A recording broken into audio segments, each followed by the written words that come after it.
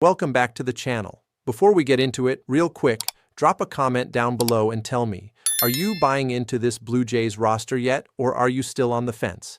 I genuinely want to know, because after what I just watched today, I have some thoughts, some strong ones.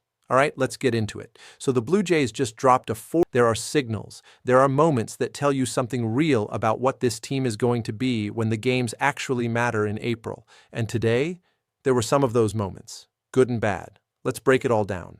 First thing I want to talk about, and I'm leading with this because if you watch nothing else from today's game, watch this. Kazuma Okamoto, bottom of the second inning, fourth pitch of his very first at-bat, sends a ball to dead center field. Not just any ball, a ball that traveled an estimated 431 feet. Off the bat at 103.4 miles per hour. To dead center, in his first at-bat as a Blue Jay in live spring training action. I mean, come on. How are you not excited about that? How do you see that and not feel something? And here's what makes it even better. This wasn't some cheap shot to a short porch. This wasn't a pulled ball that barely scraped over the wall. This was a bomb, a legitimate, no doubt, get-out-of-here home run to the deepest part of the ballpark. That's not luck. That's not a guy getting fortunate with the wind. That is raw power, and the Blue Jays signed this man precisely because of that raw power. But it's not just the bat with Okamoto, and I think that's what people need to understand. Earlier in camp, he was already flashing the leather at third base. Strong arm, good range, reacted well to a ground ball in the infield. So you're telling me this guy can hit it 430 feet and play solid defense at the hot corner? If that's what Toronto is getting from this signing, this could be one of the steals of the offseason across the entire league. I'm not being dramatic. I'm being honest. The upside here is real. Now let's talk about José Berríos for a second, because that's the other conversation from today's game. He made the start, went 2 2/3 innings, gave up 2 earned runs, struck out 2. Fine. But his velocity was down, sitting around 91 on the sinker and the four-seamer. Now before everyone panics, and I know some of you are already typing in the comments, it was a cold day in Dunedin. Cold weather and early spring training are not a good combination for velocity. Pitchers are still building up arm strength. Berrios has been a durable, reliable arm for this rotation for years.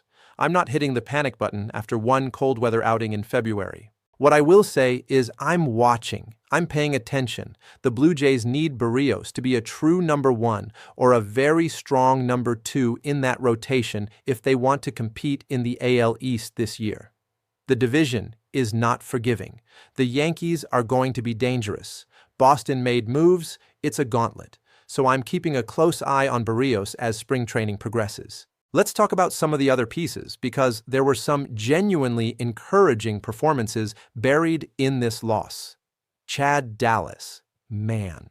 Starting pitching prospect Chad Dallas made his first game action appearance since the summer of 2024, and if you weren't excited about him before, I hope you are now. An inning and 2/3, 4 strikeouts, 6 whiffs on just 13 swings, fastball touching 93 miles per hour. That is an absolutely electric line for a pitcher returning from an extended absence. If he can stay healthy and build on this, Chad Dallas could be making his major league debut at some point this season. Write that down. Remember this moment. Braden Fisher and Mason Fluharty also appeared in this one, and both had decent outings. Fisher struck out 2, walked 1, allowed a hit, but kept the zeros on the board. Fluharty was even cleaner, sitting down 2 of the 3 batters he faced by strikeout. These are the guys who are going to be called upon in the middle innings when the season gets grinding and the starters have tough days. Seeing them perform well in these early outings matters. Now let's talk about RJ Schreck for a quick second, because this guy is interesting.